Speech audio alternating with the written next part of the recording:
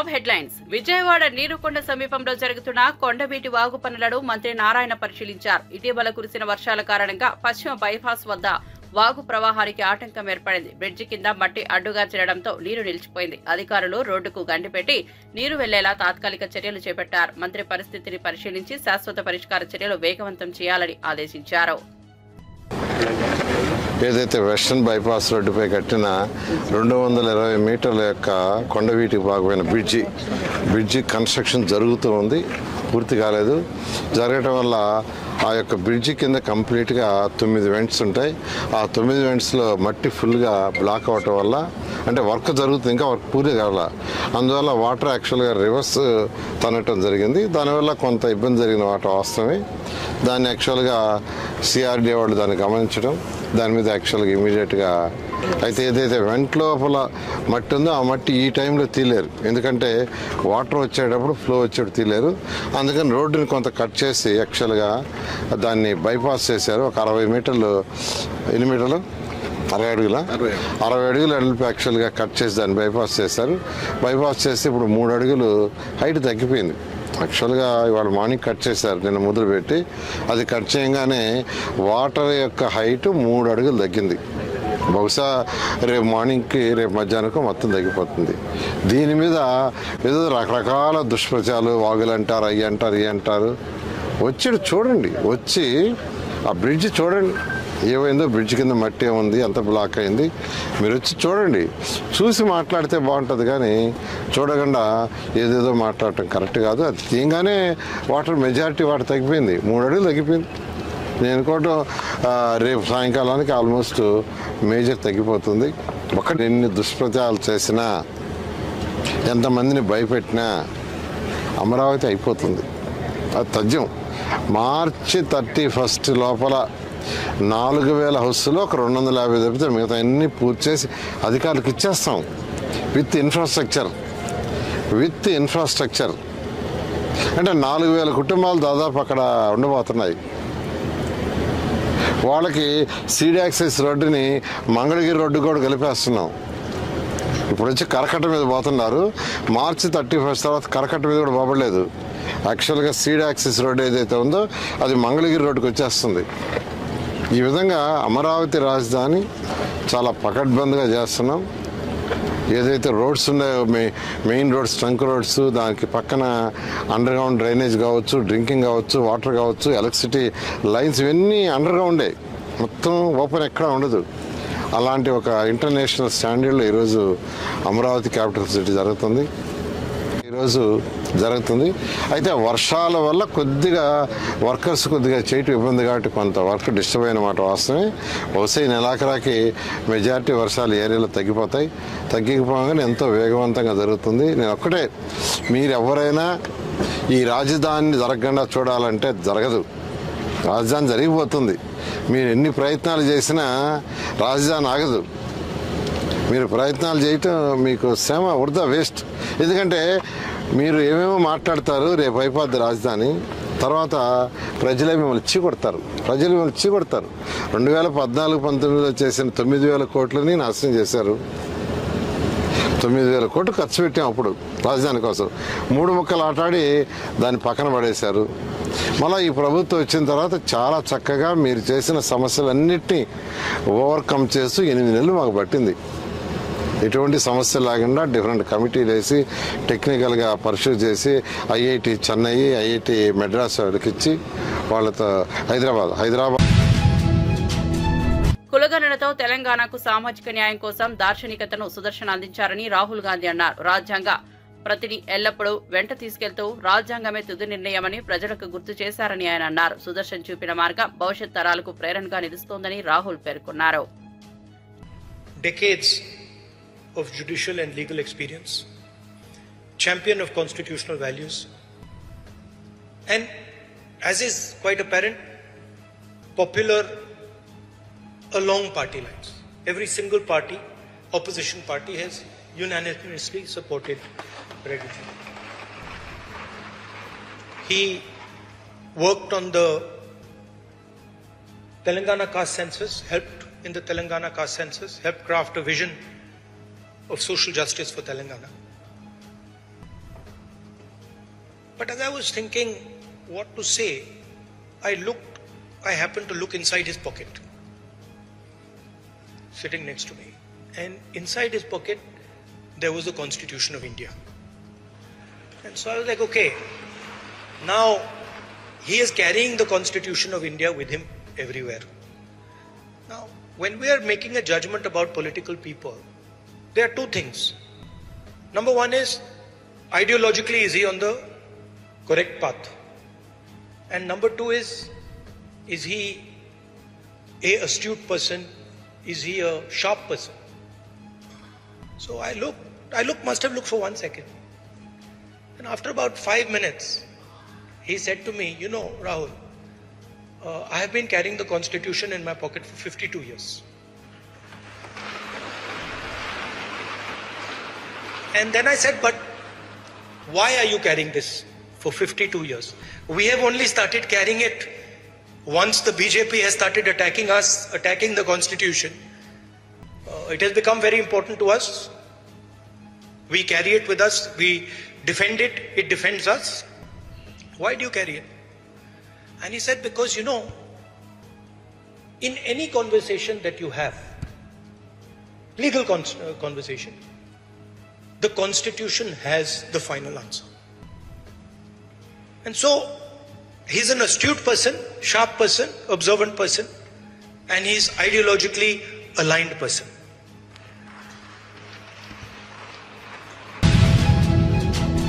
శ్రీశైలం శిఖరం చెక్పోస్ట్ వద్ద ఎమ్మెల్యే బుడ్డ రాజశేఖర రెడ్డి ఆయన అనుచరుల అటవీ శాఖ ఉద్యోగులకు కిడ్నాప్ చేసి దాడి చేశారు.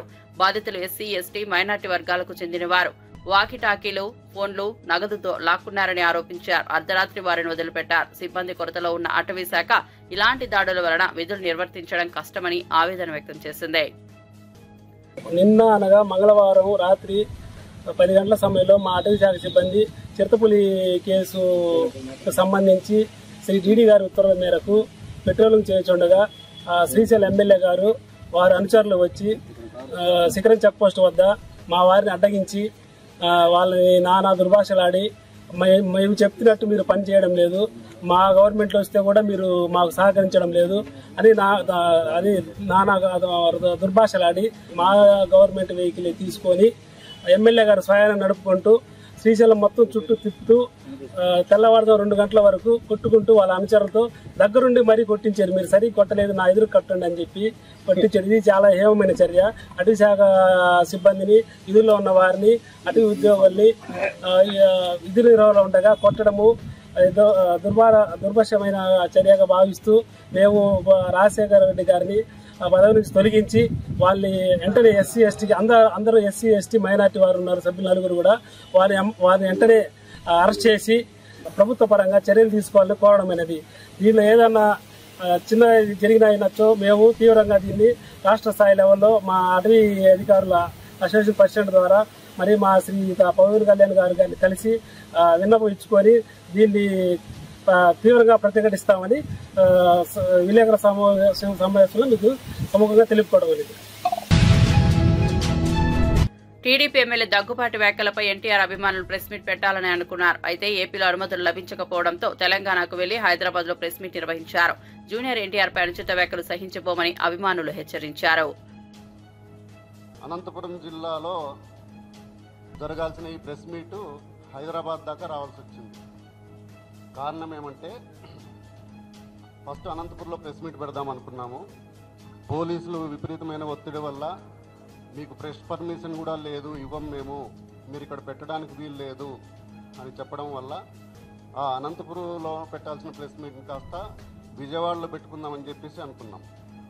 విజయవాడలో కూడా సేమ్ పరిస్థితి. ప్రెస్ క్లబ్ దగ్గర పోలీసులందరినీ పెట్టేసి ఎవరిని పోనీకోకుండా ఉండే పరిస్థితికి వచ్చింది. సరే, దాని తర్వాత మిత్రులం అందరం కలిసి ఏం చేద్దాం, ఎట్లా చేద్దాం అనుకుంటే ఇంకా ఏపీలో మిగతా డిస్టిక్లో ఎక్కడ ట్రై చేసినా కూడా దాదాపు ఇదే పరిస్థితి. దీనికి తోడు మా స్టేట్ కన్వీనర్స్గా ఉన్న అందరినీ వివిధ జిల్లాల్లో వివిధ రకాల సిఐ గారు, డిఎస్పీలు పిలిచి మీరేమీ చేయడానికి వీలు లేదు అని చెప్పేసి కొంతమందిని హౌస్ అరెస్టులు చేయడం జరిగింది.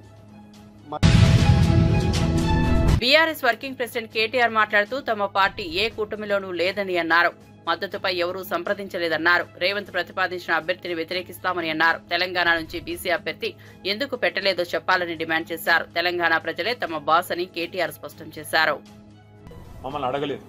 మేము కూడా ఒక పార్టీగా కేవలం మీడియాలో చూసిందే తప్ప ఉపరాష్ట్రపతి ఎన్నిక జరుగుతుందని మాకు ఇంతవరకు ఎవరు కూడా సంప్రదించింది లేదు, ఎవరు కూడా అడిగింది లేదు. పార్టీగా ఇంకా టైం ఉంది, సెప్టెంబర్ 9 ఎన్నిక కాబట్టి కూర్చొని ఆలోచించుకొని మేము ఎలక్షన్ తేదీ నాటికి మా వైఖరి ప్రకటిస్తాం. కానీ ఒకటి మాత్రం నేను గుర్తు చేస్తా ఉన్నా, మేము ఎన్డీఏ కూటమిలో లేము, ఇండియా కూటమిలో లేము. మాకు ఇద్దరు అభ్యర్థులకి ఎవరికి సపోర్ట్ చేయాలనే విషయంలో మాకు ఢిల్లీ నుంచి ఏ ఒత్తిడి లేదు, మాకు ఏ ఒత్తిడికి తల ఒగ్గాల్సిన అవసరం లేదు. మాకు ఢిల్లీలో ఏ బాస్ కూడా లేరు. మేము తెలంగాణ ప్రజల మూడుకు అనుగుణంగా, తెలంగాణ ప్రజల ఆకాంక్షలకు అనుగుణంగా, ఇక్కడ ప్రజల ప్రయోజనాలకు అనుగుణంగా, రాష్ట్ర ప్రజల ప్రయోజనాలకు అనుగుణంగా ఏ నిర్ణయమైనా తీసుకుంటాం తప్ప మేము ప్రస్తుతానికైతే ఏ నిర్ణయం కూడా తీసుకోవాలి.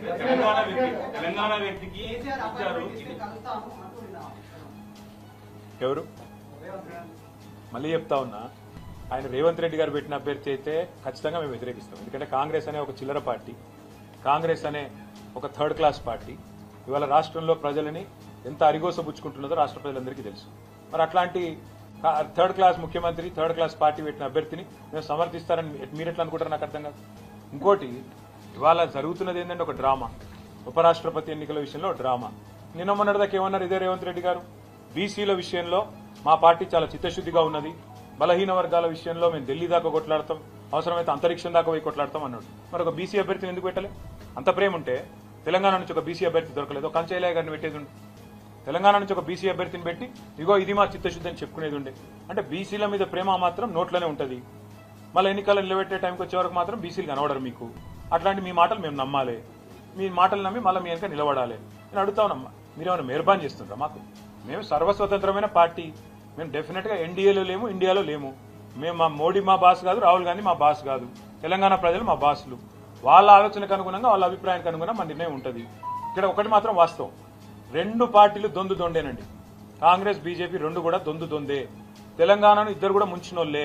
11 ఏళ్లు బీజేపీ ఏం చేయలే, 2 సంవత్సరాలకు 20 నెలలుగా కాంగ్రెస్ ఏమీ చేయలే, ఇచ్చిన ఒక్క మాట నిలబెట్టుకోలే.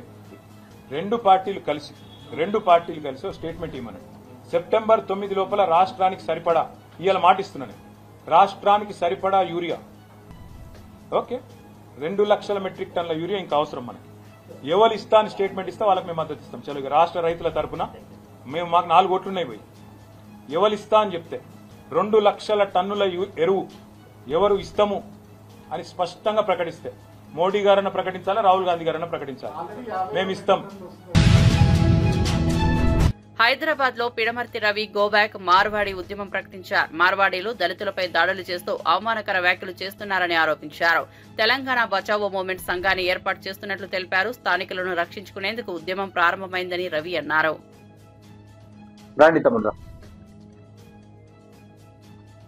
ఇది కేవలం సంఘం,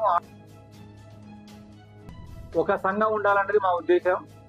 ఇప్పటివరకు మాట్లాడింది కూడా గత ఉన్నటువంటి సంఘాల తరఫున మాట్లాడినాం. అట్లా కాకుండా ఈ ఉద్యమానికే ఒక సంస్థ ఉండాలన్న ఉద్దేశంతో ఈరోజు ఈ సంఘాన్ని ఈరోజు ప్రకటించడం కోసం వచ్చినాం.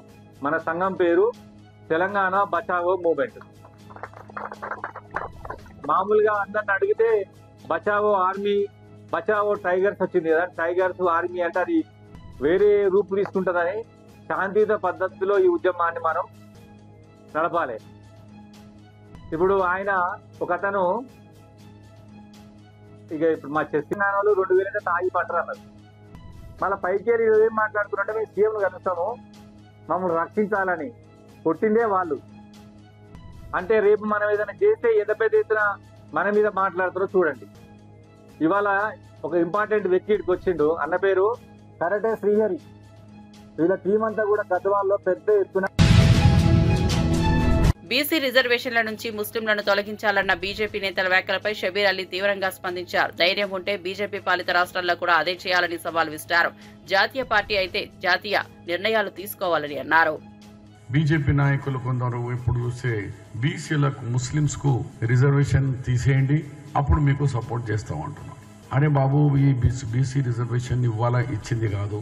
బీసీ రిజర్వేషన్ స్వతంత్రం రాకముందు హంటర్ కమిషన్ ఉండే, తర్వాత తెలంగాణ ఆంధ్రప్రదేశ్ 71లో మురళీధర్ కమిషన్లో ఆయన హయాంలో కూడా మన తెలంగాణలకు 1971 నుంచి రిజర్వేషన్ ఉంది. మరి మీ గుజరాత్లో ఉంటుంది, దాదాపు 20 రాష్ట్రాల్లో రిజర్వేషన్స్ ఉంటున్నాయి. బీదరికం ఎవరున్నా వాళ్ళకే. ఇది వృత్తిపరంగానే ఈ రిజర్వేషన్ అని ఎన్నిసార్లు చెప్పినా మళ్ళా అదే పాట పాడతారు. ఇది మతపరంగా ఉన్నది. ముస్లిం ఈ దేశంలో బతకద్దురా బాబు. బీదోడు ఎవరున్నా, ఏ కులం ఏ మతం చూడకుండా బీదోడే. టీటీడీ మాజీ చైర్మన్ భూమన కరుణాకర్ రెడ్డి బీఆర్ నాయుడుపై స్పందించారు. సామాన్యులకు పెద్దపీట వేశామని చెప్పడం అబద్దమని విమర్శించారు. కొండ మీద హోటల్స్ వ్యాపారంలో ఆయనకు వాటా ఉందని అనుమానం వ్యక్తం చేశారు. లడ్డూ కల్తీపై నిరూపించలేకపోయారని ఎద్దేవా చేశారు. చాలా ఎక్కువ ఉన్నది. సాయంకాలం శ్రీవాణి భక్తులకు ప్రవేశం అనండి. సాయంత్రం శ్రీవాణి భక్తులకు ప్రవేశం కల్పిస్తే భక్తులు ఏమన్నా శ్రీవాణి భక్తులతో పాటు దూరం చేస్తారా? అలా అనాలోచితమైనటువంటి మాటలు. మీకు మీరు చాలా మేధావిగా మాట్లాడుకుని అనుకుని ఆ మేధావితనమంతా కూడా చూపిస్తే అక్కడ ఉన్నటువంటి వాళ్ళు ఐఏఎస్ ఆఫీసర్లు శ్యామలరావు గారు కానీ ఆయన ఐఆర్ఎస్ ఆఫీసర్ వెంకయ్య చౌదరి గారు చాలా తెలివైన వాళ్ళు మిమ్మల్ని చూసి నవ్వుకుంటూ ఉంటారు. వాళ్ళు ఇలాంటి వాడు వచ్చాడండి, మాకు అర్థం కాలేదు, మా 30 ఏళ్ల సర్వీసులో ఇలాంటి వాడిని భరిస్తాడామేనని. ఇవన్నీ కూడా బయటకు వచ్చేటువంటి విషయాలు. నాయుడు గారు మీకు మీరు నేను పిస్తా, నేను రౌడీ, నేను అది ఏం మాట్లాడినారు స్వామి మీరు మీ ఇష్టం వచ్చినట్టుగా. అటవీ ప్రాంతం ఉందంట, విస్తీర్ణం మరింత పెంచాలని కోరుకుంటున్నాడంట. ఏంది తిరుమలకు అటవీ ప్రాంతాన్ని మరింత టీటీడీ పరిధిలోకి. ఇవన్నీ కూడా ఊహల్లోటువంటి మాటలన్నీ కూడా చాలా ఎక్కువగా మనం ఎన్నైనా మాట్లాడవచ్చును. ఆచరణలో చేయటమే అన్నింటికంటే కూడా చాలా కష్టమైనది. ఆచరణలో మీరు చేసినటువంటి ఒక్క చిన్న పని కూడా లేదు. సామాన్య భక్తులకు పెద్దపీట. ఏ సామాన్యునికి పెద్దపీట వేసినావు? ఈయన క్యాంటీన్లంట 12 క్యాంటీన్లు కొత్తగా వచ్చినాయంట. ఇంతకుముందు వైసీపీ వాళ్లదే దందా అంట, వైసీపీ వాళ్లకే కాంట్రాక్ట్ అంట.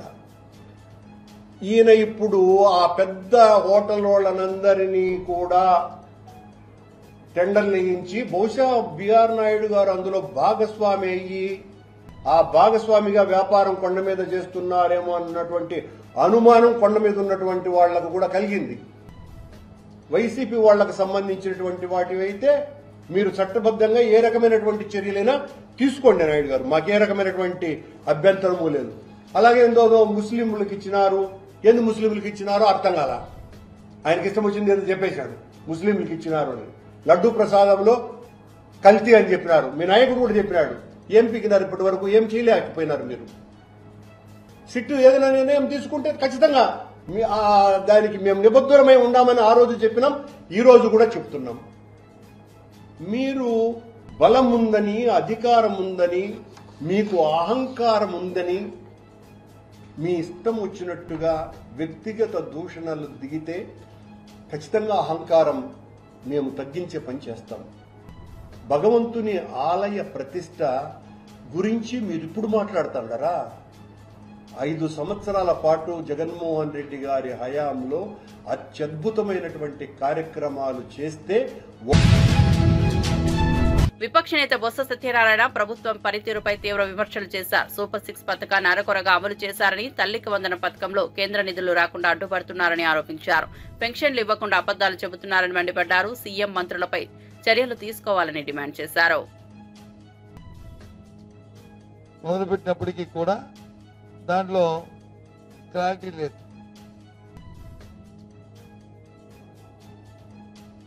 ఈవెన్ తల్లికి వందనం ఇచ్చినప్పటికీ కూడా ఈ రోజు కూడా ఇంకా చాలా మందికి కేంద్రం నుంచి రావాలి డబ్బు. ఆ డబ్బు వచ్చిందో తెస్తామన్నారే తప్ప ఈ రోజు కూడా ఎవరికి అమ్మలేదు. చాలా మంది, సుమారు రాష్ట్రంలో 7-8 లక్షల మందికి ఇంకా కేంద్రం నుంచి రావాల్సిన బకాయిలు ఉన్నాయి. ఒక సంవత్సరం పాటు కాలం పాటు గాలి కుదిశారు. ఇంకో సంవత్సరం పోయిన తర్వాత మొదలుపెట్టారు ఆ స్కీమ్. సరే, దాన్ని కూడా ఇదే పని. ఇక అన్నదాత సుఖీభావ చూసుకున్నా సరే అంతే. గతంలో ఇచ్చిన రైతు భరోసాకి ఇప్పుడు ఇస్తున్న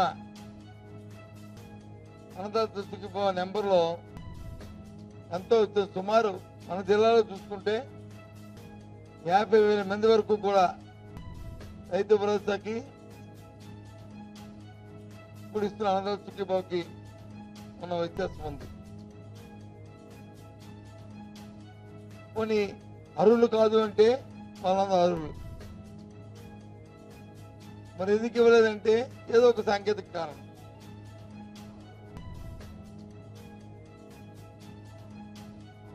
మొన్న హఠాత్తుగా పెట్టిన స్కీమ్ ఏదైతే ఉందో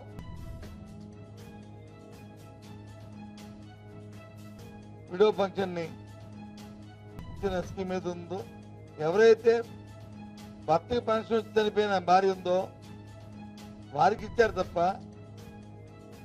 ప్రభుత్వం ఏర్పడే 14 నెలలు అయినప్పటికీ కూడా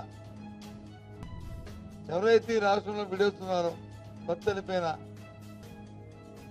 పాపం ప్రభుత్వం కోసం అర్హులు అరుస్తున్న మహిళలు ఎవరు, పేద మహిళలు ఎవరైతే ఉన్నారో వారికి ఎవరికి పెన్షన్. నేను చెప్తున్న ప్రతిదీ కూడా వాస్తవం, ఎక్కడా కూడా అందులో పేదవాడికి ఉన్న పథకాలను తీసుకుంటే ఎన్ఆర్జీ ఏదైతుందో పనికి 6 పథకం ఇప్పటికి వచ్చి పేజెస్ సుమారు 8 వారాలు అయిపోతుంది. పేజెస్ కూడా ఇవ్వలే. సీఎం రేవంత్ రెడ్డి నాయకత్వంలో జీహెచ్ఎంసీ పరిధిలో భారీ మార్పులు జరుగుతున్నాయని మంత్రి పొంగులేటి శ్రీనివాసరెడ్డి అన్నారు. నగర అభివృద్ధి, మౌలిక సదుపాయాల మెరుగుదల కోసం ప్రభుత్వం కృషి చేస్తోందని తెలిపారు. తెలంగాణ రాష్ట్రంలో మార్పు కావాలని, అది ఇందిరమ్మ రాజ్యంతోనే సాధ్యమని రాష్ట్ర ప్రజలందరి దీవెనలతో తెలంగాణ రాష్ట్రంలో ఇందిరమ్మ ప్రభుత్వం వచ్చిన తర్వాత గౌరవ ముఖ్యమంత్రి రేవంత్ రెడ్డి గారి నాయకత్వంలోని మన ప్రభుత్వం అనేక అభివృద్ధి కార్యక్రమాలు, ముఖ్యంగా జీహెచ్ఎంసీ పరిధిలో కని విని ఎరగని రీతిలో అనేక మార్పులు తీసుకొస్తూ తెలంగాణ పేద ప్రజలకు ఏవైతే ఎన్నికలకు ముందు ఇచ్చిన మాటల్లో భాగంగా సంక్షేమ కార్యక్రమాలను కూడా రాష్ట్ర ఆర్థిక పరిస్థితి సహకరించకపోయినా ఇచ్చిన ప్రతి మాటని తూచా తప్పకుండా పేదవాడికి అందించాలనే తపనతో ఈ ప్రభుత్వం, మన ప్రభుత్వం అందిస్తూ అభివృద్ధిలో కూడా ఎక్కడా కుంటి పడకుండా ఉండే విధంగా ఈనాడు జీహెచ్ఎంసీ పరిధిలో గాని కోర్ అర్బన్ గా మనం ఈనాడు పిలుచుకుంటున్న ఓఆర్ఆర్ కి ఇన్నర్ సైడ్ ఉన్న ప్రతి ప్రాంతాన్ని, ప్రతి అంగుళాన్ని అన్ని రకాలుగా అన్ని దిశలలో ఈ ప్రభుత్వం అభివృద్ధి చేసే దాంట్లో వడివడిగా ఆర్థిక పరిస్థితి రాష్ట్రంలో సహకరించకపోయినా జీహెచ్ఎంసీ పరిధిలో ఈ కోర్ అర్బన్ ప్రాంతాన్ని అభివృద్ధి చేసే భాగంగా ఈనాడు ఈ ప్రభుత్వం ఎలా పనిచేస్తుందో మీరు చూస్తున్నారు. ఆ ఫలితాలన్నీ ఒక్కొక్కటి ఈ రాబోయే కొన్ని రోజుల్లో జీహెచ్ఎంసీ పరిధిలో ప్రాంతంలో నివసించే ప్రజలతో పాటు తెలంగాణ రాష్ట్రంలో నివసించే ప్రతి పేదవాడికి, ప్రతి రైతన్నకి, ప్రతి ఆడబిడ్డకి ఈ ప్రభుత్వం ఈనాడు చిత్తశుద్ధితో అందించే దిశలో ఈ ప్రభుత్వం ఈనాడు నడుస్తుంది. ఈ అభివృద్ధిలో భాగంగానే ఏదైతే ఇంటిగ్రేటెడ్ సబ్ రిజిస్ట్రార్ ఆఫీసులను ఏర్పాటు చేయాలని ఒక మంచి ఆలోచనతో గౌరవ ముఖ్యమంత్రి గారిది ఈ ఆలోచన కూడా అనేక పర్యాయాలు ముఖ్యమంత్రి గారు నాకు సూచనలు, కేబినెట్ లో సూచనలు ఇచ్చి చూడండి ఈ జీహెచ్ఎంసీ పరిధిలోని అంటే ఓఆర్ఆర్ ఇన్నర్ సైడ్ లో 39 సబ్ రిజిస్ట్రార్ ఆఫీసులు ఉన్నాయి. ఈ 39 సబ్ రిజిస్ట్రార్ల ఆఫీసులో రాష్ట్రంలో వచ్చే రెవెన్యూ మొత్తం ఈ సబ్ రిజిస్ట్రార్ల ద్వారా వచ్చే దాంట్లో 62-63% రెవెన్యూ వచ్చే ప్రాంతం ఈ ప్రాంతం.